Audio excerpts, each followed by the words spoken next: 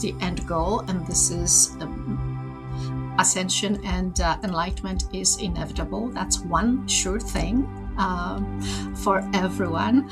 But really, we came here to deeply embrace the parts of our psyche that we call shadows, the unwanted ones, the ones that are scared of being seen, being heard, being present, and bring them to light. This is what enlightenment is. Light is already enlightened.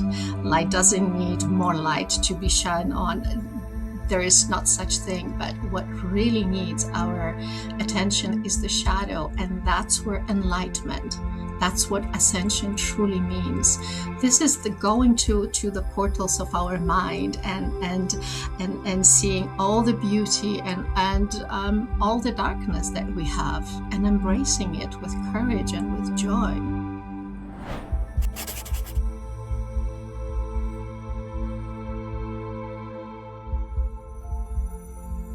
Hi, everybody. Thank you for joining us today. I'm so excited to talk to Magda Joy. Magda, thank you for being here.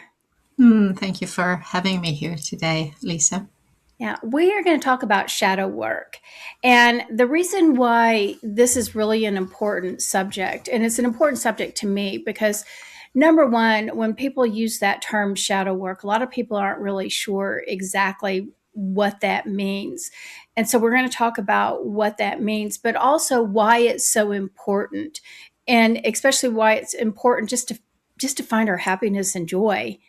The main thing, speaking of joy, Magda Joy, but but not being able, but just being able to find our happiness and joy, but also how it's tied into our spiritual growth. So again, Magda, thank you for being here and your expertise. But before we start jumping in, can you tell us a little bit about your background and how you became this beautiful human that you are today? Thank you, Lisa. Oh, it took many years to arrive and many years of doing shadow work, actually. My background is in Chinese medicine and ancient technologies, shamanism, Inca shamanism.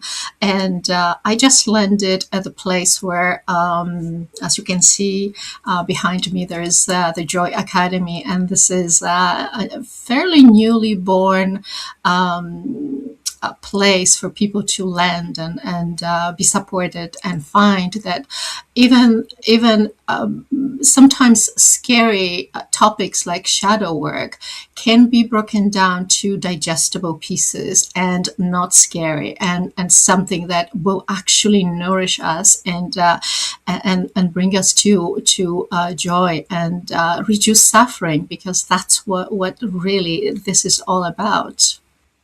Yeah, getting happy. Mm-hmm. Yeah. We all want to be happy, and this is our birthright. Yeah, But absolutely. Yeah, and people don't always recognize that. And I think that that's why it's so important, is that when somebody's struggling and maybe they haven't been exposed to the type of work that we do, and so they think that this is all that they can have, and they don't necessarily they can shift that way of being. Mm-hmm. Absolutely. So you see, when I started this work about 20 some years ago, I had one teacher and one teacher only. I saw her for 2 years, every week, once a week. And before I felt comfortable with doing the shadow work and doing the spiritual work on my own. And I saw her for 20 years. But these days, luckily, there are other places and platforms that people can join, and we can be together doing this without fear, but having really courage and supporting each other. The most important, I think, is empowerment. The era where we were the doctors, or we were the shamans, and we were the healers and the midwives. Well, maybe for midwives we still need to be midwives, but all the other jobs that we carried throughout millennia, it's time to put them to rest, and it's time to really empower people. We have tools. We just have to remember about them and be guided to the right place to receive them, to open your own trunk of goodness and goods, and look inside what your particular tools are. We all may have different tools for the same thing, and that's where it becomes so precious and so amazing that we all have our own very personal journey. Absolutely. So, okay, let's talk about what shadow work is. What is your definition of shadow work? Well, so let's go gentle with it. We can dive really off the deep end, but let's go very gently into what is shadow work. Shadow work is the place within our psyche where there is greatest potential to uncover gold, to uncover light. This may show up as patterns, uncomfortable obstacles. This may show up as inner children, something from childhood that we remember and is still with us, and we act like children in a very particular way, in particular circumstances. And shadow work is also when we don't like to accept our gifts, and they become our shadows, and they will yell and scream at us, how about me, I want to be part of your life, public speaking or giving podcast interviews. Oh, that's so scary. But there is that power, that part of me that is connected deeply to me, and wants to be present, and wants to be recognized, wants to shine the light on something that we called shadow before, that we did not accept ourselves fully. So, when we talk about shadow work, how do you connect that with ascension or with higher consciousness? This is the key. This is absolutely the key, especially on Earth. We came here not to really bask in light. This is the end goal, and this is ascension and enlightenment is inevitable. That's one sure thing for everyone.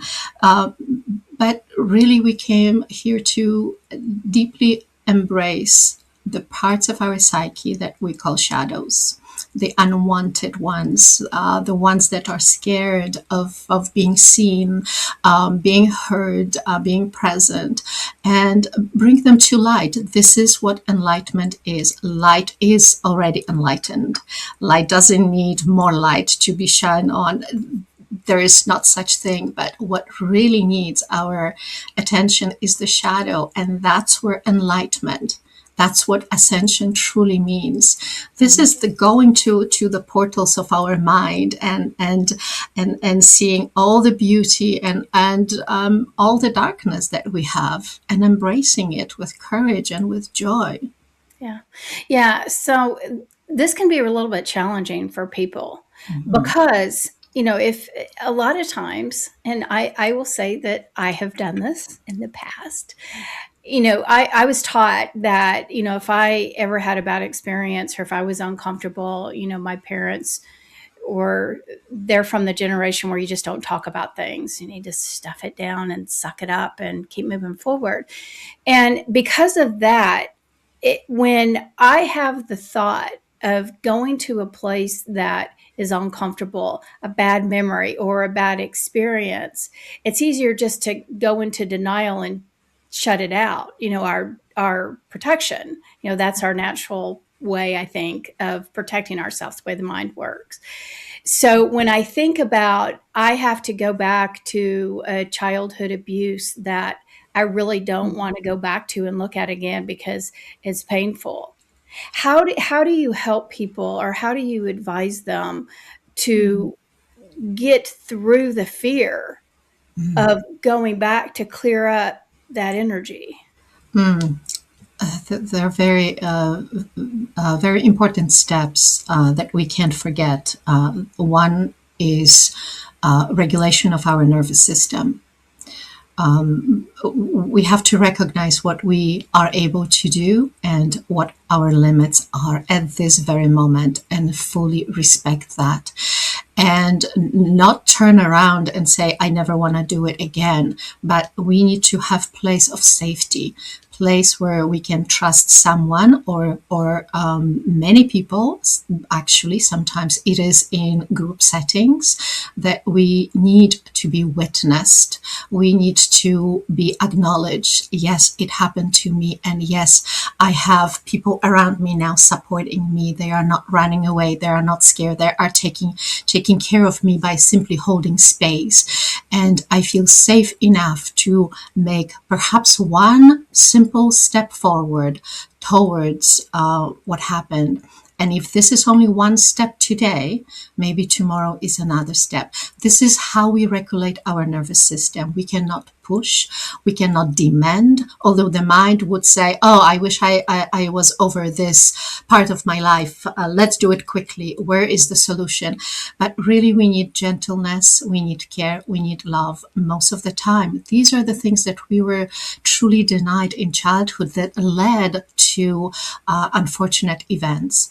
And what is also important, you see, this may sound a little counterproductive, what I will say right now, but we need to dissociate a little bit from the place of hurt. And in that healthy dissociation, we stand up as observers. We don't mingle with the feeling. We are connected with the facts. We feel the sensation in a body, but we are connected to facts. And with a distance, with a dissociation, healthy one, we can see it as something that already happened. And you see, in shamanic way, we can guide clients to go and witness, although this is painful and this is really unwanted, but with a purpose, to witness what happened. We can do it. This is Akashic record. We go there, and through guidance, I will tell someone, now you are ready to take that part of yourself, that little you, from the place and bring it to safety. And this is extremely important because you see, nothing, you obviously know it, nothing is linear. Everything is repeating itself, and the time is circular. We can move back and we can move forth, and we can remove the part of our psyche that actually participated, our inner child, remove from the trauma environment and bring it to a place of safety, and then bring it to our heart. And this is that integration that we wanted. And suddenly the trauma will be gone. Not suddenly, it's still a process of integrating it fully, but that fear of facing it, maybe just solving and in a process of being really gone within short period of time, because we got the aspect of our psyche, the consciousness that was attached to it, we got it back. So now it's process of integration. And this is beautiful shamanic way of helping, of really true connecting with an embodiment of something that was lost. This is called soul retrieval. And I love to guide people on this journey, so they are actually present. They are empowered, they are safe, held in safety, and they know they've got tools. And the tool is courage, asking for help, having someone perhaps present with them, and the ability to do it. And that ability to do it is truly the only thing, is the ability to love ourselves, regardless of what happened in the past. And sometimes we deny ourselves that love because it's scary to love the part of me that remembers something traumatic. But in that spark of pure love, that's where magic happens. Yeah, absolutely. You mentioned integration, and I'm getting a little bit off my questions, but the reason why I want to talk about integration is because a lot of people that may be new to what you're saying may not understand the integration process. So what do you mean by that? So imagine imagine piece of clothing that you loved, and you just toss it somewhere, but you loved it so much and you're looking for it. Where is my piece of favorite clothing? Oh, I really want to have it back. This is just happy example of something. So then you retrieve it, you find it, and then you put it on, and it's like, oh, like a comfortable blanket over your body, and we are finally reunited. This is reuniting myself with aspect of myself that was gone, and all the trauma that was very alive in my mind or in my heart for a long time is simply calling of that part, please come and take me. I am your precious inner self. Don't disregard me. Don't let me go. This is just a calling. And our obligation is truly our obligation, and our self-love is to bring it back, to love it. This is loving ourselves. So integration is a deeper layer of loving ourselves unconditionally and bringing peace to that part, to ourselves, through simply that deep self-love. Which that in itself is really important.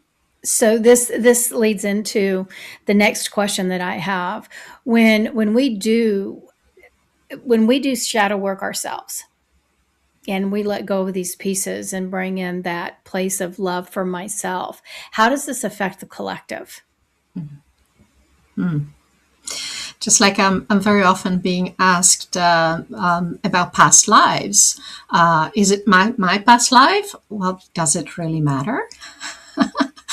At the end, collective, there is only one being in the whole galaxy. We are one. So whether this is my past life or yours, I took the duty to heal it, to walk with it. Maybe, or you took something that I couldn't deal with this lifetime. So because you have the particular experience to deal with it. So collective is that collection of very similar issues, very similar woundings. I have part, you may have part, million of other people have a little part, and that created that collective. So if I heal my part, that collective gets healed. And the wonderful thing I always say, if I cannot heal, or if someone is not into doing shadow work, they eventually will get it through osmosis. It will get to everyone a little bit. So little drop at the time. I will do my part, you will do your part, and suddenly the light will trickle and inform the rest. It is magnificent what the unified field, the morphogenetic field is doing, and the role of morphogenetic field, how it just connects every one of us, regardless. So, okay, so let's say, for example, I want to be kind of specific. If I'm dealing with childhood abuse, I'm just throwing something out there. So I have trauma over childhood abuse, and I'm doing my work to let this specific experience let it go out of my energy body. Okay, so other people that have experienced the same thing, if I let go of my energy field that's holding that, I'm trying to say this in a very basic way, and not very eloquently either. So anyway, but if I'm holding on to this childhood trauma, and then I work through, do my process and let it go, somebody else that is experiencing the same type of childhood trauma, that weakens that whole energy field that's holding childhood trauma for around the entire earth. Is that what you mean? It does. Okay. But we have to be very clear, because in this concept, what can sneak in is spiritual bypassing. Okay. Oh, Lisa did it for me. I won't touch it now. She done it, which is not the case. What you did is, yes, you informed the unified field, and what you giving me is encouragement. Is, wow, she done it. I can do it too. Yes, you give me that inspiration. Because after all, I came here to truly have my own experience with my own childhood trauma. And of course, we forgot that this is what we, I will use very tough language right now. We asked for it. We allowed this experience to happen simply because we were ready to have this experience. We were ready to heal it. We have tools. We will find the right people on our path to guide us through it. And we need this, perhaps, so other people will be inspired through us, and it will go on and on and on. There is something very particular as we're talking about one will heal and the other will heal as well. And in shamanic tradition, we do step in deep meditation. We do step into collective. I remember working with this one person, and they were not seeing it, and they were not able to gather enough resources. The language was foreign to them. The concepts of inner child wounding, past life wounding was something they could not grasp. So I sat in very deep meditation, and I connected with the part of them that in the collective was also part of me. And I took it under myself. And I said, today we walk together. You are me and I am you. And we walked together until that part was healed. And this person said, wow, something shifted. Great, lovely. But also in shamanic tradition, we look at, did I just rob this person of experience that they were waiting for to have, maybe for millennia? So there is also grief inside of me, knowing that perhaps that's exactly what I did. So how do you handle that? That's a very good question. I trust the universe guided me to what exactly needed to happen. And although I may have grief, because I know how wonderful it may be to cross the difficulties and be on the other side, shift something, go through enlightenment, go through awakening, how powerful this experience is. But I trust this was exactly what needed to happen. And I carry my grief, not as grief, but then something really particular happens in that grief. Joy will start coming through. And there is that mixture of grief and joy, and more joy, less grief, and grief. And the dance will continue until perhaps I will choose one day, I'm done with the grief. I'm in joy. The universe makes no mistake. Thank you. I'm moving on. So this is a process. Yeah. Well, and it's interesting as I'm sitting here listening to you talk about the end result is the joy and doing our dance, and when we're talking about, like, how does this affect the collective? If I'm in a room with 20 people that are looking at life in a way where they feel defeated, that they can't see that happiness and joy, the energy in that space is going to pretty much stay at that level, that density, that thickness. Yeah. But if each one of these 20 people in this room start shifting to that higher place of joy and raising their frequency, then we can understand, oh, now all 20 of us are looking at life a little bit differently, that energy is getting lighter and I'm finding more happiness and joy. And I think that that's what we were talking about when we're talking about how this affects the collective. Yeah, that's exactly it. That's exactly it. And the first and very basic principle of any healing is to recognize what is right now. Yeah. So we don't practice spiritual bypassing, although we want so much. Can I please get there? I'm so good at forgetting things. I'm so good at putting my armor on. Can I please? But there will be time in our healing where we don't want to do it anymore. We're done with putting the armor on. We're done with pretending. And there also will be time in our healing when it's like, oh gosh, this is kind of boring. Like a week without shadow work. What's going on? Can I drum up something here for myself? And this is it. This is that excitement. Oh, there's more of me that wants to come to light. How exciting that is. Amazing. So acknowledging what is, and also in the group setting, would be to say, although, and this is what we call shamanic journey statement, although I am feeling sad, although I am feeling grief, I am on my way to joy, to acceptance of myself, to self-love, to whatever that desire is of every single person. And everyone can have different desire. Mm-hmm. And that's perfect. We're not putting the same hat on everyone, but we letting them choose and letting them be their own journey, their own experience. Yeah. And it's kind of fun that, because I channel the Akashic records, and this is coming up a whole lot when people are asking what their purpose is. And being able to understand that, number one, your purpose isn't a job. Your soul came in here for the soul experience. It's not to be a lawyer or a doctor or whatever.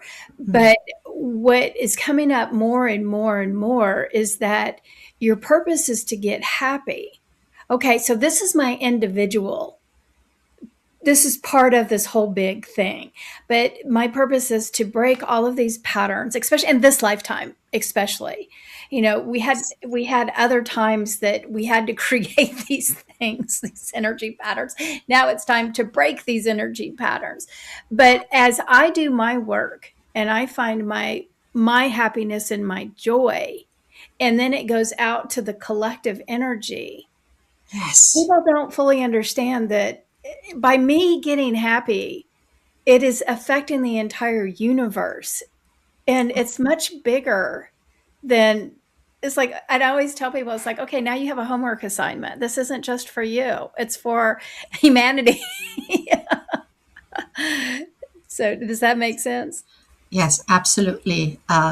Joy is one of the things that is contagious, but also we cannot force joy on anyone, especially people that are coming just to this work. So those people who coming to this work, there is something extremely important that I want to share. And it is the fact that you may be looking at your siblings, you may be looking at your parents and your bloodline and your ancestors, and you say, yeah, we all had the same life, but they are not suffering as much as I do suffer.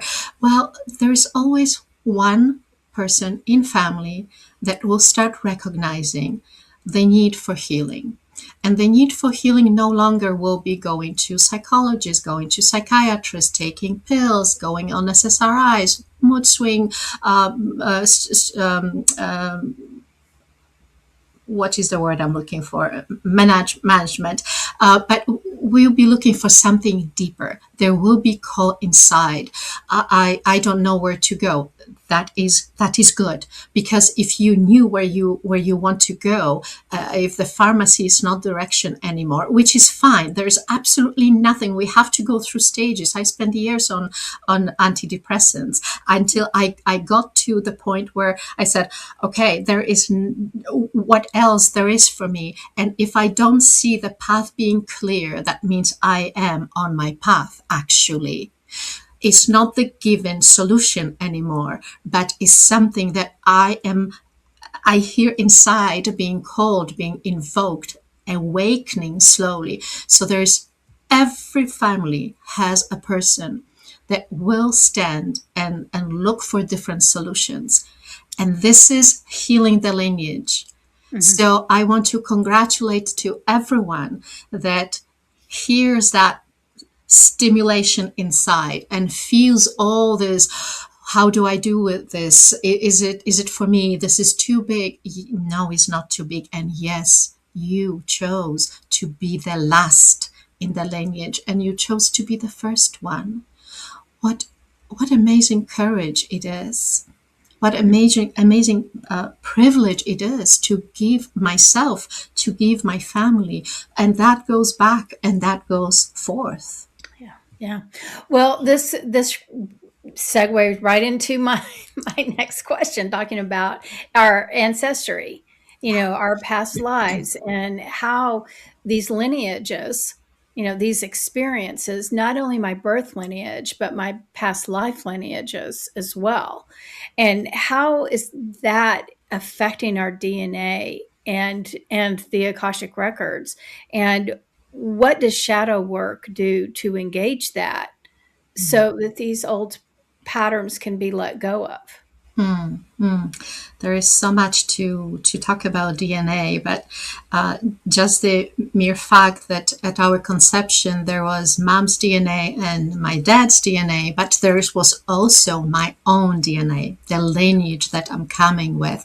And this is very important to recognize. And why do we have parents of certain quality and certain dysfunction and certain limitations? Is not because just random selection. We chose that specifically to activate certain DNA keys and codes within our own DNA, because this is absolutely necessary for me to acknowledge and feel and heal parts of myself, past lives.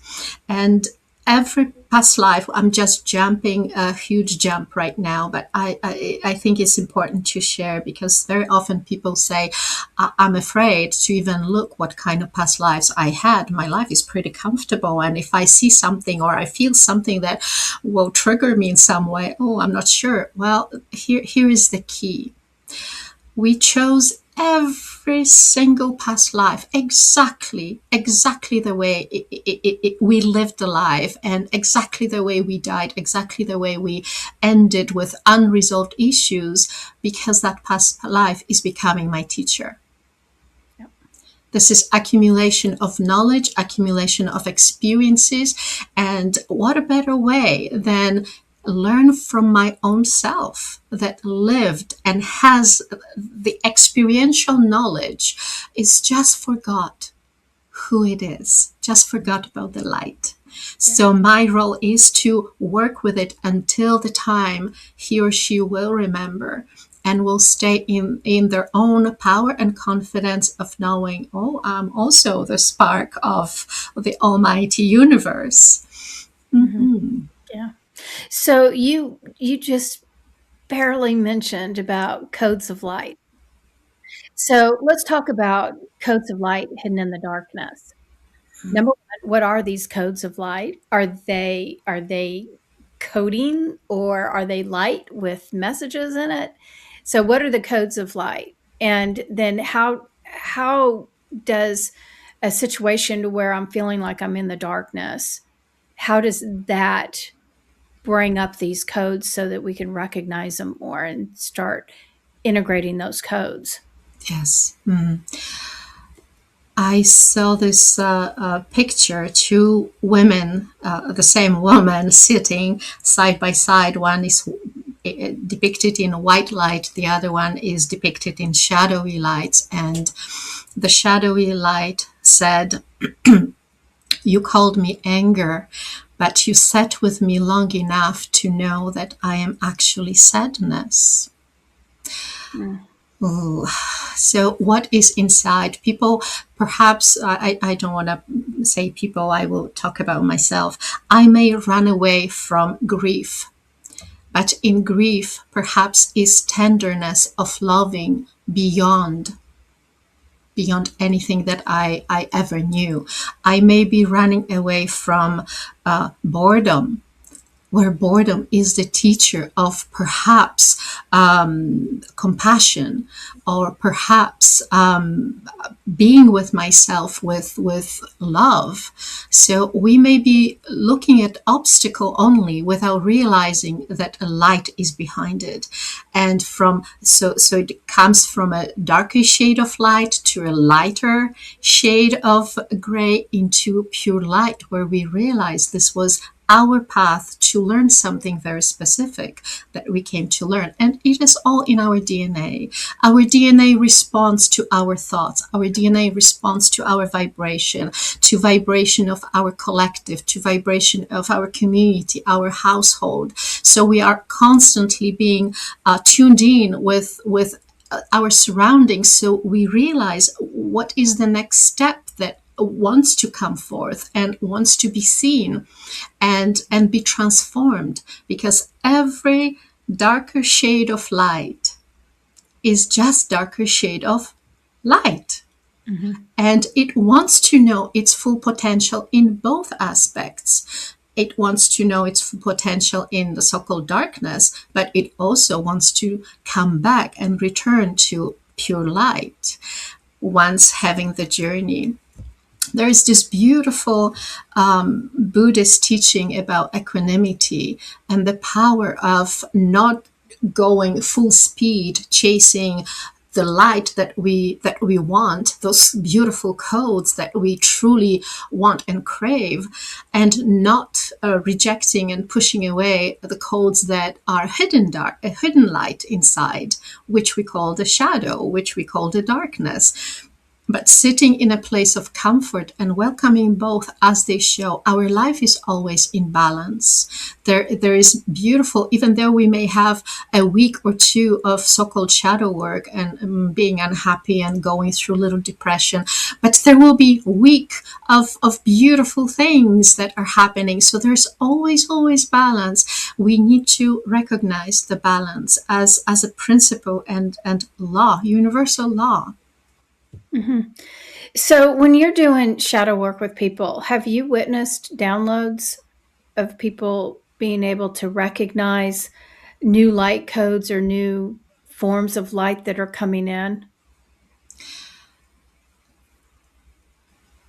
Surprise at, oh my gosh, this is what I'm receiving. Oh my gosh, now I understand what this was all about. Yes. It's a moment of true joy and stream of tears on their faces. I can't give you particular examples if you're looking for, but I know that your curiosity will be, where are we moving from here? What are the codes that are coming? Yeah.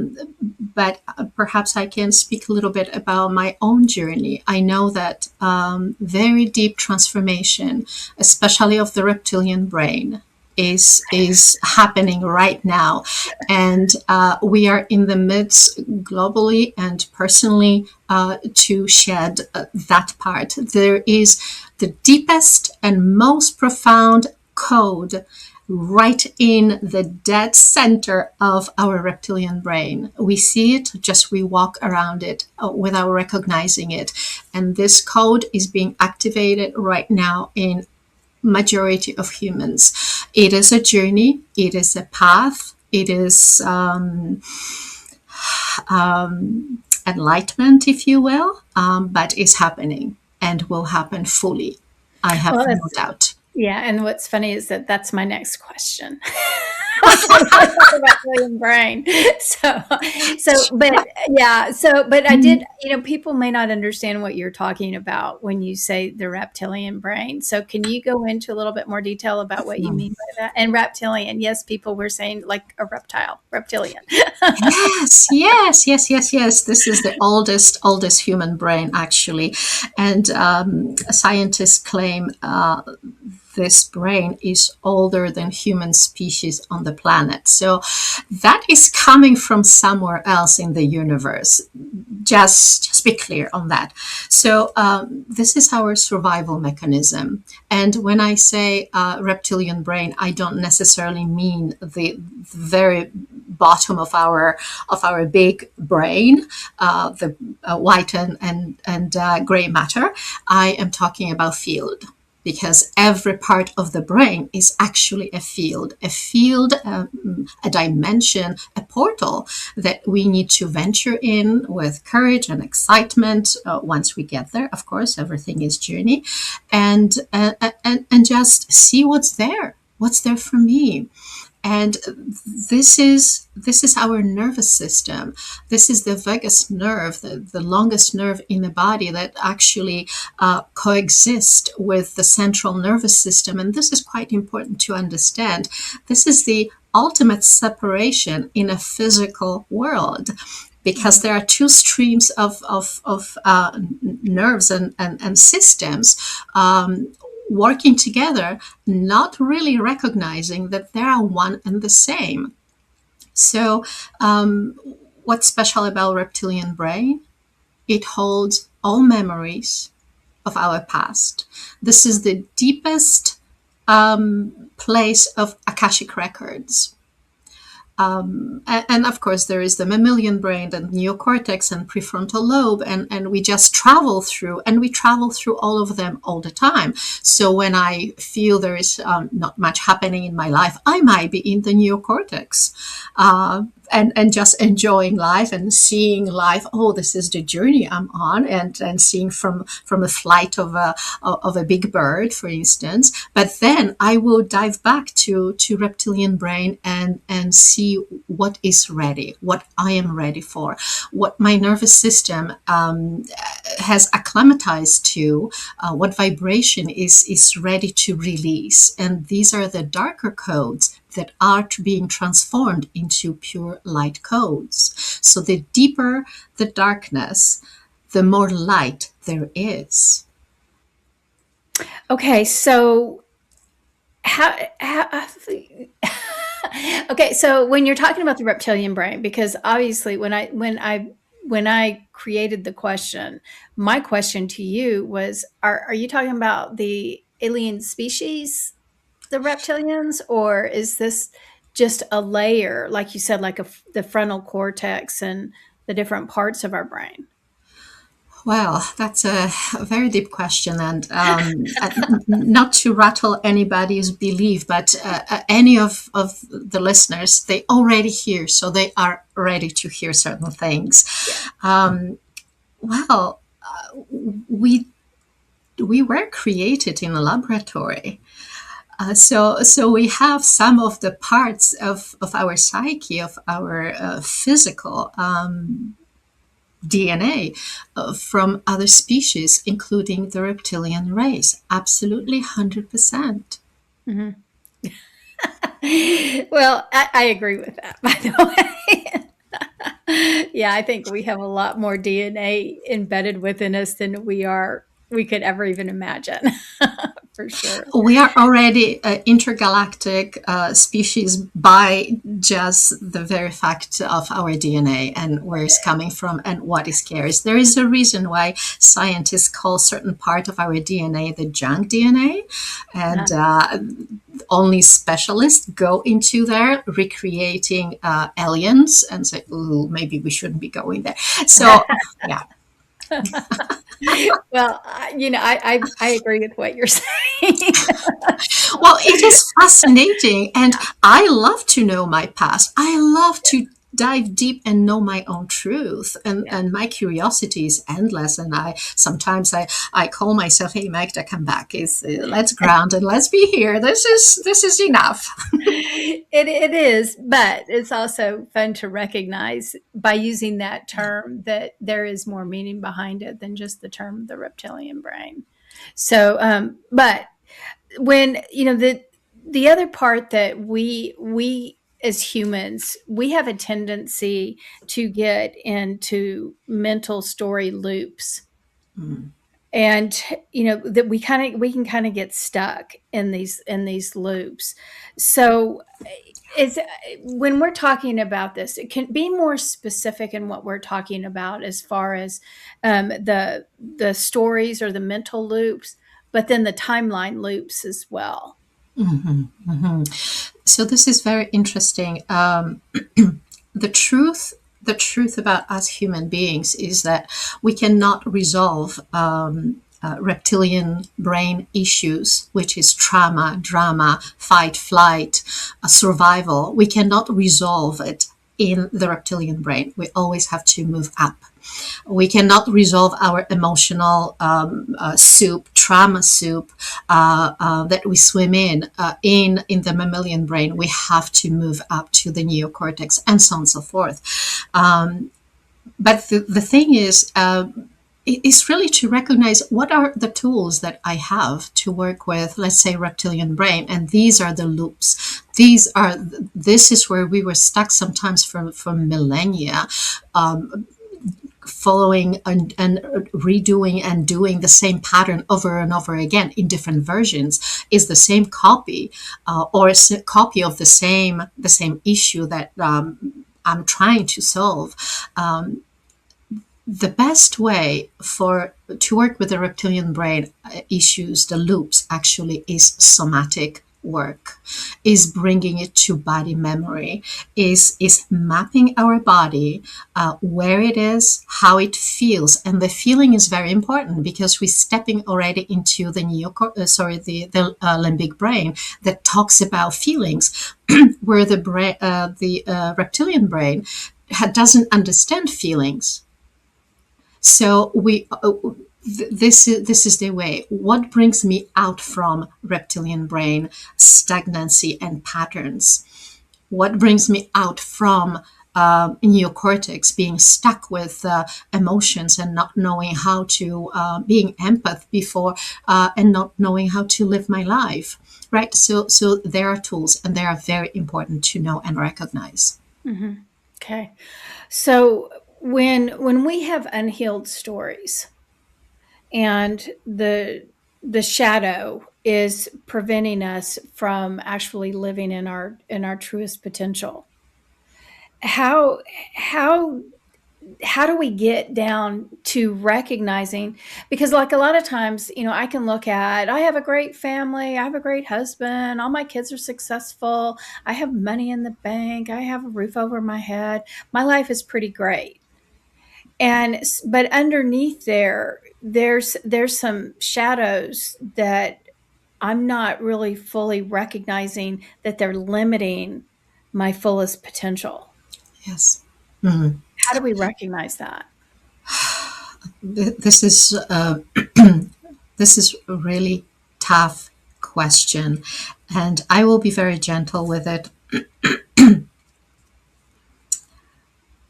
We need grace. We need that spark of consciousness that comes to us and just like came to me and said, Magda, you suffered enough. Isn't that time? Would you like to move on? So there is the grace, the knowing coming through. Is very challenging to speak with people, as I was practicing Chinese medicine for so long, and they come with cancer and they said, I practice yoga for 20 years, I eat very clean, I am happy, I have cancer, tell me why.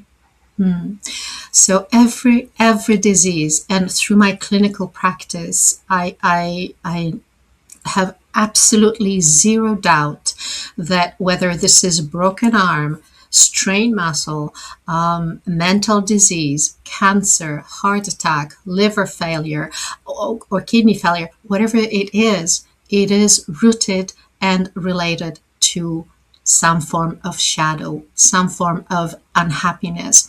So in a way, our body is giving us enough signals to deal with this. We have tendency to either look for quick fix or to avoid it.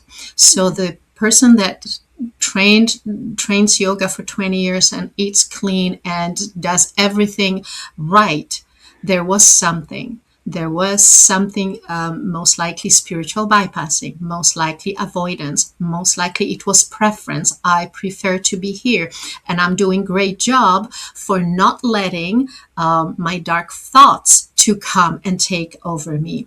There are always signs. Always there are signs. We choose not to see them. We choose because there was nobody before us that showed us this is normal, this is what it is to be human, and this is what it is to walk this path. And we simply don't know how to start working with it.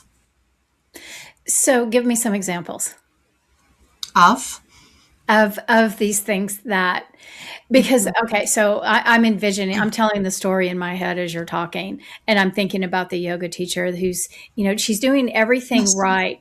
This is the healthy yes, lifetime. yes. You Okay, know, thank you. I get you now. Sorry, I'm okay. interrupting you though. That's okay. No, it's all good. In their particular case, there was rigidity with self-discipline.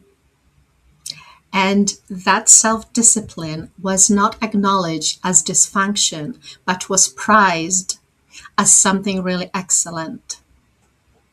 Simple, very simple. And we don't need to go into anything else, because sometimes is exactly a pattern that we think is working for us, where actually is working against us. So now undoing it, can you stop with your daily routine because your body needs rest? Your body now needs to attention in a different way, and that can cause all kinds of panic. What do you mean stopping my routine? It got me here. No, what got you here, yes, but got you also the cancer that you're carrying in your cells. Someone inside is begging you to stop. And then as we start talking about discipline and being always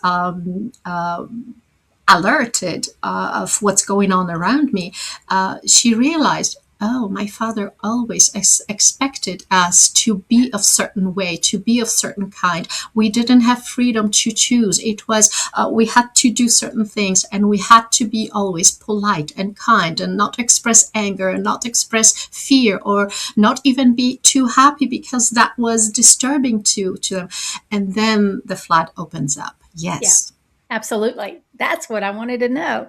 Because that's what, people don't really recognize how these old patterns, the way that we're raised is so instrumental in who we become and how our body is affected on that emotional level. And emotions create disease, which creates Absolutely. those imbalances in our Yes. body. But we Mm. can't, well, I think I'm happy.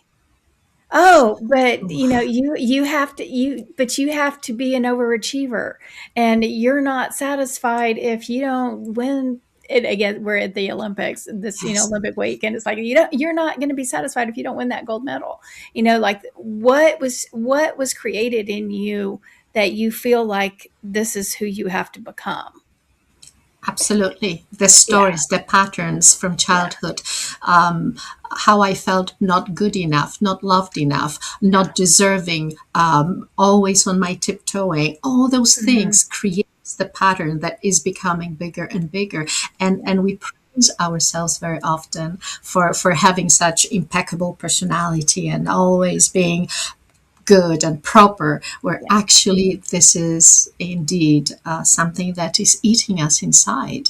yeah. And to that pattern, usually this pattern was activated not only because my dad was like this, as we spoke just a few minutes ago, Hmm. but because I had it in me. So it had to be triggered, it had to be activated. These Right. are the codes that we don't necessarily like to look at, but are absolutely necessary. Once I change this, I will cure my cancer. Yeah, Isn't that wonderful? yeah. The light will now come in full force once I step into it and recognize that the little girl inside of me is still suffering through all those years. But it becomes such a part of us that we don't even recognize that it's there until somebody points it out. Sometimes we need a little bit of guidance to be able to see Yes, it because we think it's normal. exactly. Everybody, isn't everybody like that? Doesn't everybody feel that same way?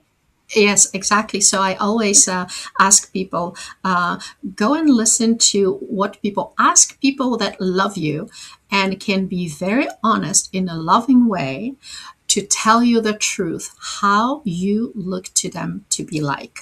Are you Mhm. stressed? How you dealing with bad news? How you dealing with certain requirements? Are you overwhelmed? let them tell you how you look like to them. And this is most of the time the truth that we don't see because we live it. So ourselves, this is my normal.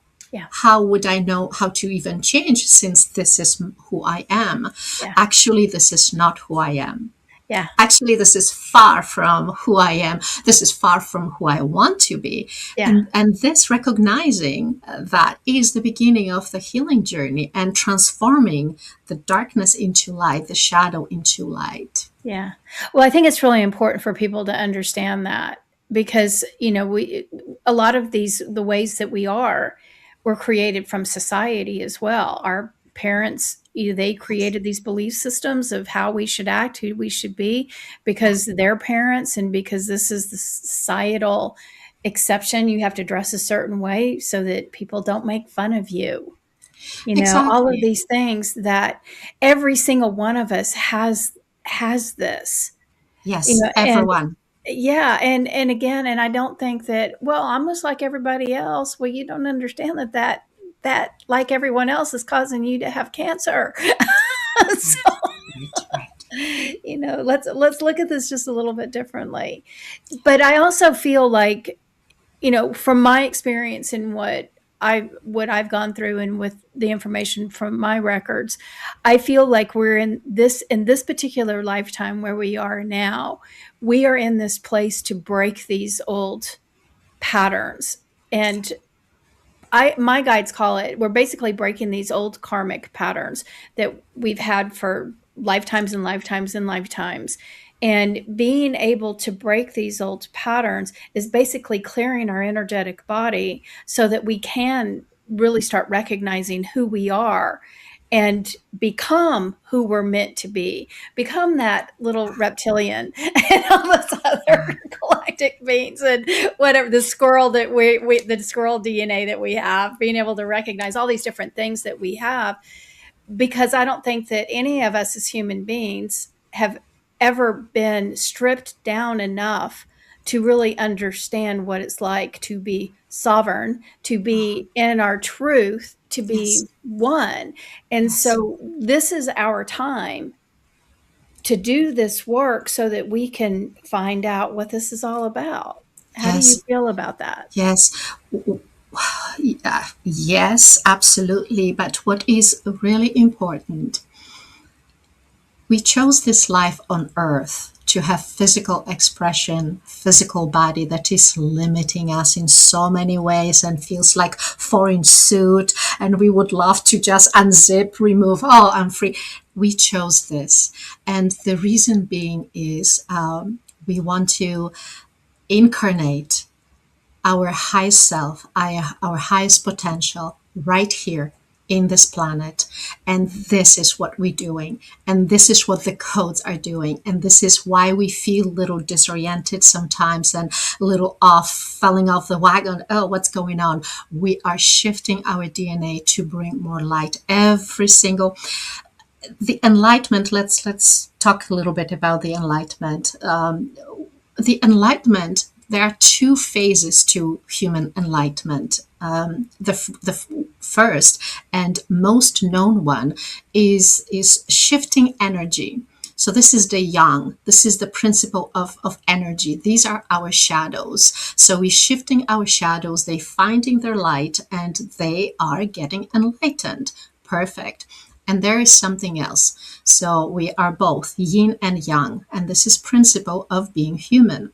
So if the yang, the energy it will transform and we call it enlightenment. What is the enlightenment for the body? And this is the thing.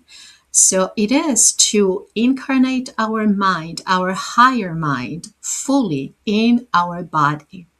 And this is where the yin principle will fully settle in physical and be here.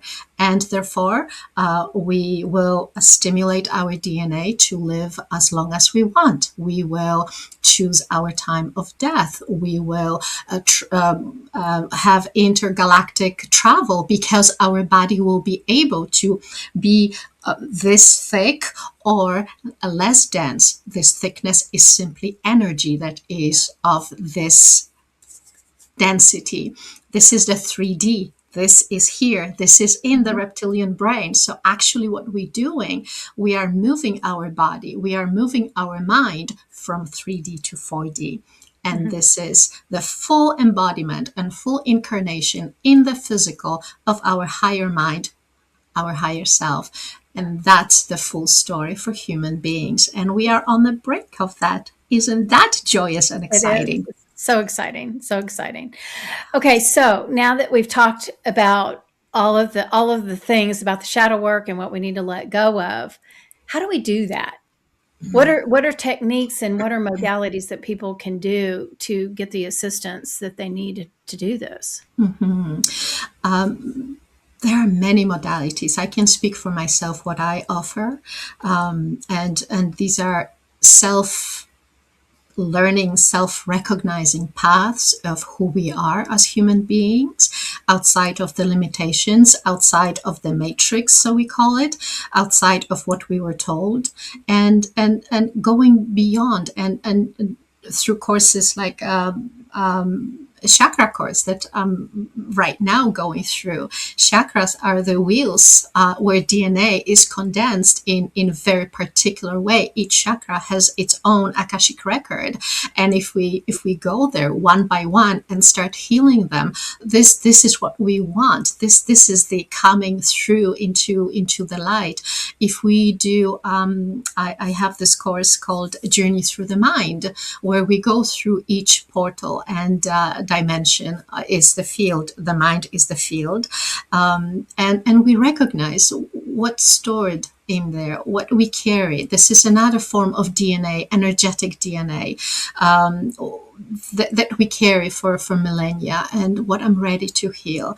There are many different breath work is another way that is actually that somatic experience that is wonderful for working with the reptilian brain, where we really don't have any other tools. We waited millennia to find out how we can map our body, but breath was always there to show us and transform really very quickly. So breath work is very powerful for that. Yeah. Akashic record readings with someone like Lisa. That's what healing is about. Know thyself is the secret. Yeah. Well, and I think that it's so important for people not to be afraid. That they can find, I mean, we can all, and I think I need to say this just because I think it's so fascinating. And the people that are following, my main followers, when you're looking at the demographics of people that are really interested in this transformation stuff, 65% of my listeners are 55 and over. Now, you guys think about that for just a minute.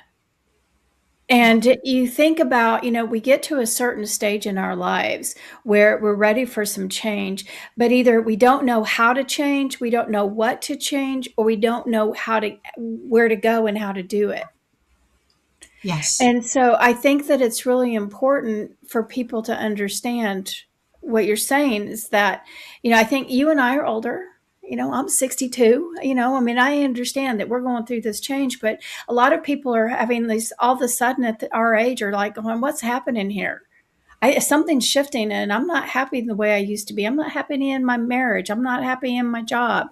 I don't like the way that I've been living. And I didn't realize that I was just the robot that was going through it. Yes, this is the true awakening. People very often think, awakening is I wake up on cloud 9 and everything will be done, forgotten, and I'll start fresh. This is the rebirth, where actually the rebirth is, I always say, you may wake up in a face in the mud and screaming and saying, oh my God, I lived so long without knowing myself. Now I do. There could be regret. There could be self-blame. Why now, not sooner? There could be all kinds of things. Why not sooner? We were not ready. We were not ready.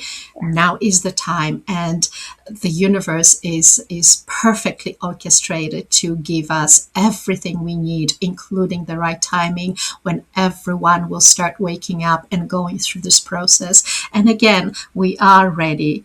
you, myself, other people that can hold space for just because we are still doing our work. It's not that we went through and we done. Yeah. So this is not such a thing, but we're still doing the work. And